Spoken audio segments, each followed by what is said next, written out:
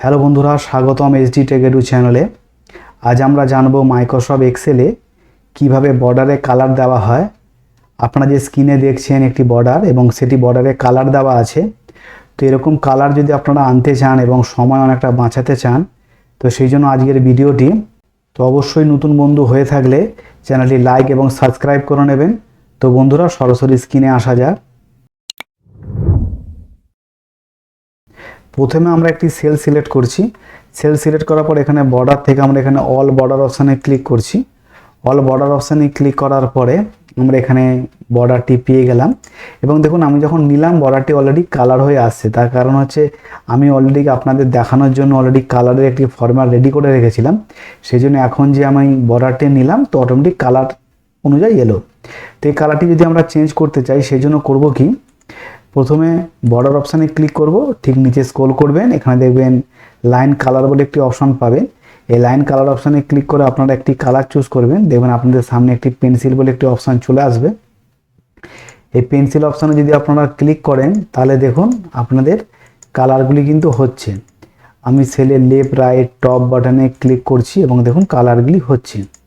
ঠিক আছে, তো আমরা খুব সরু কালারটি হচ্ছে, খুব সরু হচ্ছে।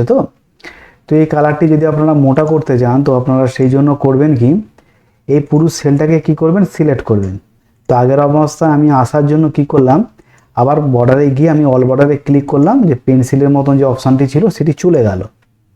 এবার এটাকে পুরোটাকে সিলেক্ট করবেন, করার পর রাইট ক্লিক করবেন, করার পর এখানটা দেখবেন ফরম্যাট সেল বলে একটি অপশান পাবেন।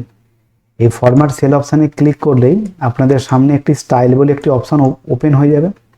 এই স্টাইল অপশানে এখানে আপনারা যে কোনো একটি বর্ডার চুজ করবেন। আমি একটুখানি থিকনেস মোটা বর্ডার দিচ্ছি কেন আপনাদের বুঝতে সুবিধা হবে বলে। তারপর এখানে আপনি যে কোনো একটি কালার চয়েস করবেন। আমি এখানে একটা কালার নিলাম।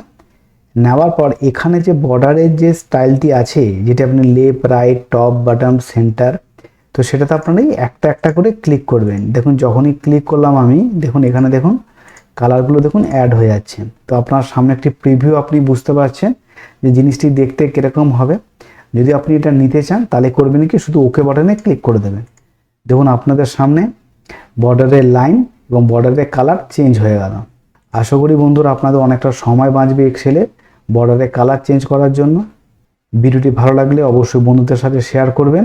চ্যানেলে নতুন বন্ধু হয়ে থাকলে চ্যানেলটি সাবস্ক্রাইব করে নেবেন, লাইক করে নেবেন, নোটিফিকেশানটি অন করে রাখবেন। তো বন্ধুরা, পরে ভিডিওতে আবার দেখা হচ্ছে। ততদিন ভালো থাকুন, সুস্থ থাকুন এবং ভিডিওটি পুরোটি দেখার জন্য ধন্যবাদ বন্ধুরা।